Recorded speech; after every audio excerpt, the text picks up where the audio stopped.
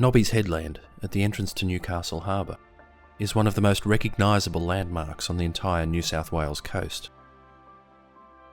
In June 2007, the area made national headlines when the motor vessel Pasha Bulker ran aground in one of the fiercest storms of recent years.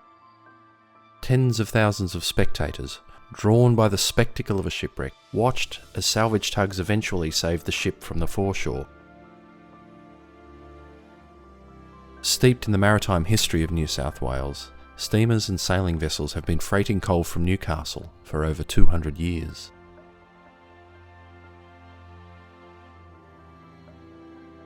A modern-day collier makes its way into the channel, assisted by powerful tugs and protected from the ocean by breakwaters on either side.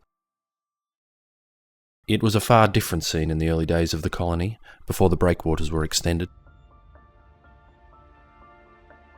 Once described as the most dangerous port in the Commonwealth, many vessels were lost after striking a sandbar on the northern side of the channel, known locally as the Oyster Bank. Newcastle's worst incident had been the wrecking of the Kawara in July of 1866. In full view of thousands of locals, 60 persons lost their lives in the shipwreck. Maritime authorities believe the wreck rested sufficiently out of the way of other vessels using the channel. Instead of levelling the site, a buoy was placed over the wreck to mark its position. But in 1898, the first of 4 ships struck the wreck and foundered over her. The most spectacular victim was the French barque Adolphe in 1904. Risking their lives, as they had done so many times before, members of the local lifeboat station saved the lives of all 32 crew.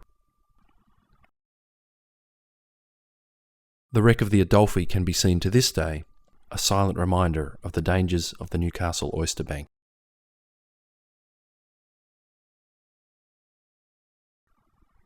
With Newcastle's seemingly endless supply of coal, many of the now famous 60 Myola colliers were to operate out of the port over the years. One of these was the Howard Smith steamer, Myola.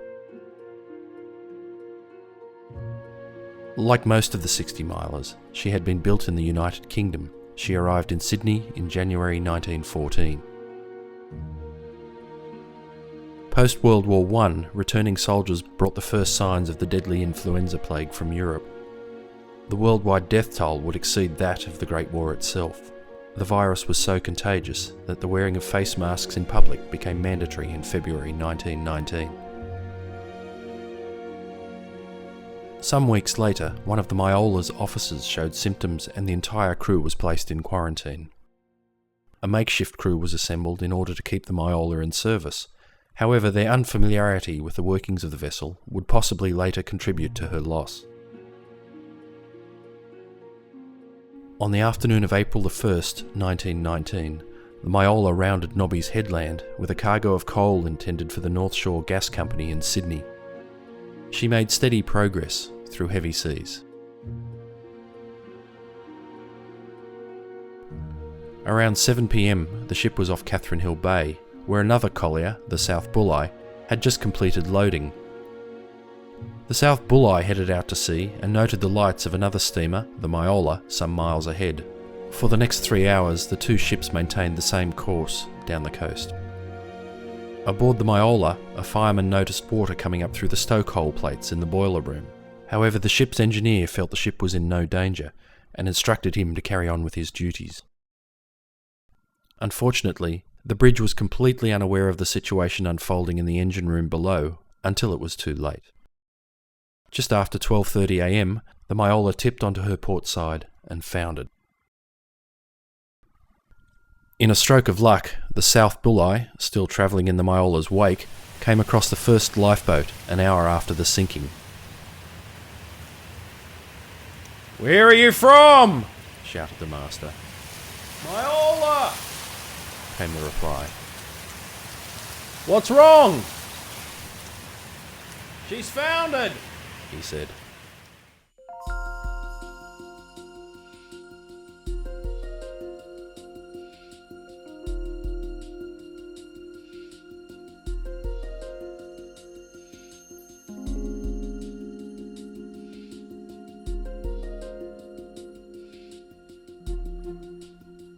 We set a course for the wreck of the Myola, lying 6 nautical miles northeast of Sydney Heads.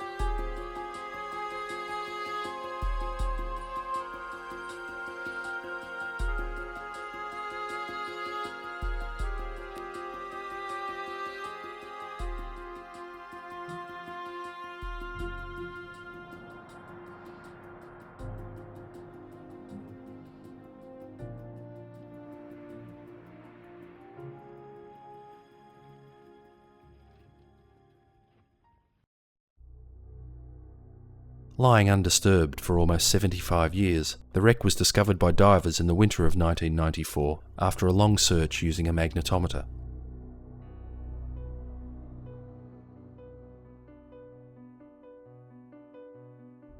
As our eyes adjust to the low light, the huge debris field is apparent over the low-lying reef.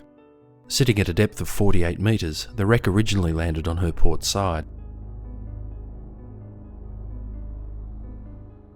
Over time, the hull split open and the stern, the most prominent part of the wreck, turned to an upright position. The broken tips of propeller blades indicate they were still turning as the vessel hit the bottom.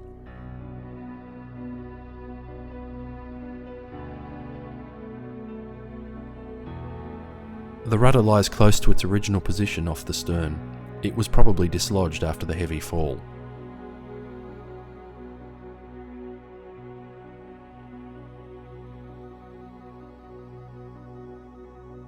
As the camera travels from the stern, it reveals considerable damage to the engine. As the stern turned upright, the weight of the motor kept it on the sea floor, heavy conrods bending as this part of the wreck changed position.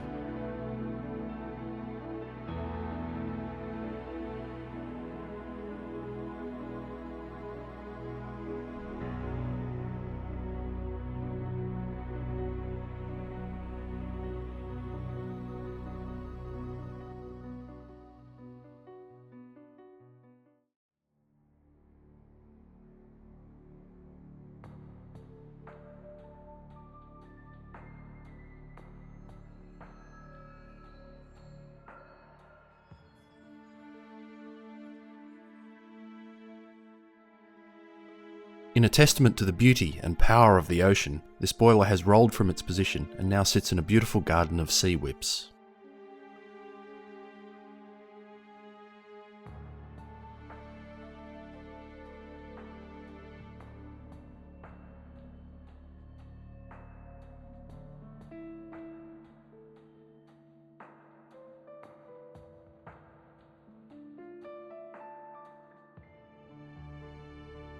After a search of the area, the South Bulli continued her journey south with 11 members of the Myola's crew on board. Close to Sydney Heads, the collier was met by the pilot steamer, Captain Cook, on her way out to the wreck site to search for more survivors. The bodies of the missing 4 crew were never recovered.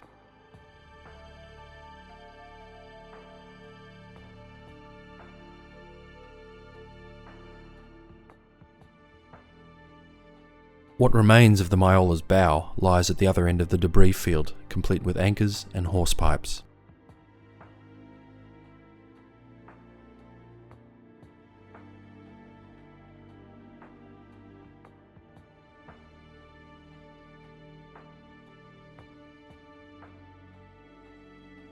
Barely discernible, the ship's anchor chain lies in a fused mound on the sandstone bottom.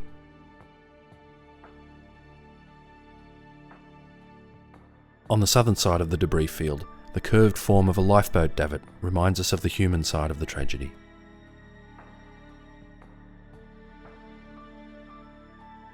The wreck of the Myola has become an extension of the reef, and the abundant fish life found on wrecks that landed on a sandy bottom is absent.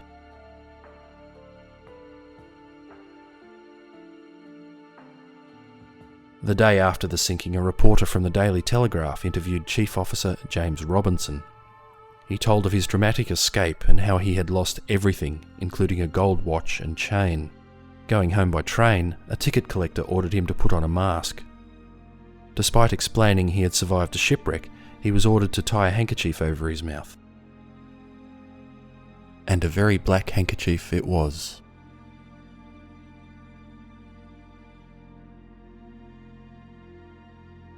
The Court of Marine Inquiry found the second engineer, Donald McNichol, was at fault, having ignored several warnings about the encroaching water. Despite this finding, his certificate was neither cancelled nor suspended.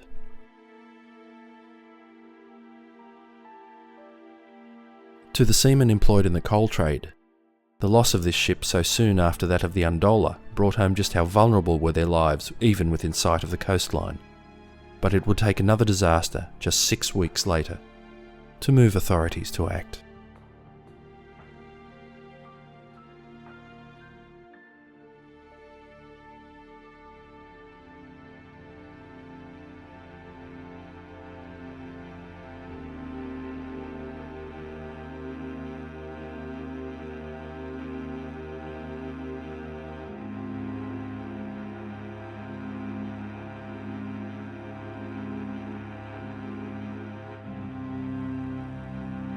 This ship, built thousands of miles away in Middlesbrough, England, and destined to end her working life off the Sydney coastline, rests as a monument to the scores of forgotten colliers that once steamed between Newcastle and Wollongong, servicing the needs of Sydney Harbour.